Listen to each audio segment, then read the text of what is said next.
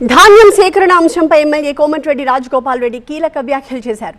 ధాన్యం కొనుగోళ్లలో ఆలస్యంపై ప్రభుత్వం తరపున క్షమాపణలు చెప్పారు రాజగోపాల్ రెడ్డి. హమాలీల కొరత, మిల్లర్ల వ్యవహారంతో ధాన్యం సేకరణ ఆలస్యమైన మాట వాస్తవం అన్నారు. 10 రోజుల్లో ధాన్యం సేకరణ పూర్తి చేస్తామని రాజగోపాల్ రెడ్డి చెప్పారు.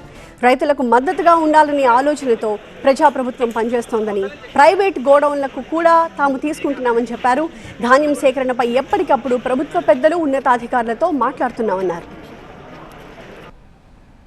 మిల్లర్లు కూడా కొన్ని రకాల రాజకీయం చేసి ప్రభుత్వంతో వాళ్ళు బ్లాక్మెయిలింగ్ ధోరణిలో కొందరు మిల్లర్లు ప్రవర్తించడం వల్ల ధాన్యం సేకరణ విషయంలో ఆలస్యమైన మాట వాస్తవము. మొన్న లాస్ట్ వీక్ ముఖ్యమంత్రి గారి దగ్గర దృష్టికి కూడా తీసుకుపోయినాం.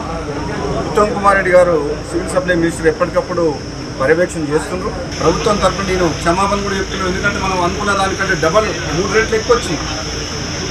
రైతులకు ఇబ్బంది అయింది. కళ్ళాలల్లో 15 రోజుల నుంచి రైతులు ఇబ్బంది పడుతున్నారు. ఆ మాట వాస్తవం. అందుకని మేము కూడా చింతిస్తున్నాం. అందరం రాబోయే 10 రోజుల్లో కంప్లీట్గా ధాన్యం సేకరణ కంప్లీట్ చేస్తామని చెప్పి నేను కూడా మాటిస్తున్నా.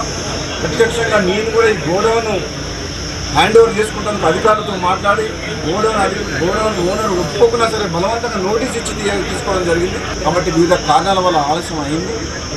మా రైతు సోదరులందరూ కూడా దీన్ని పరిస్థితిని అర్థం చేసుకొని సహకరించాలని చెప్పేసి ప్రతిపక్ష పార్టీల అందరూ కూడా నా విన్నపం ఏంటంటే, ఆలస్యమైన వాస్తవం. నేను కూడా ప్రజల పక్షాన చాలా సందర్భాల్లో మీడియా ద్వారా కానీ రైతుల పక్షాన మీరందరూ కూడా మీ పాత్ర పోషించిండ్రు. ప్రభుత్వం కూడా అన్ని రకాలుగా మీరు చేసిన పోరాటాన్ని కావచ్చు, మీ ప్రజల పక్షాన మాట్లాడడం కానీ రైతుల పక్షాన్ని కానీ పాజిటివ్గానే తీసుకుంటుంది. నెగిటివ్ యాంగిల్లో రాజకీయ కోణంలో రాజకీయం చేయదలుచుకునే ప్రభుత్వం, ప్రతిపక్షాలు అన్ని పక్షాలు అన్ని పార్టీల వారు సహకరిస్తే నెక్స్ట్ 10 డేస్లో కంప్లీట్ చేస్తామని చెప్పి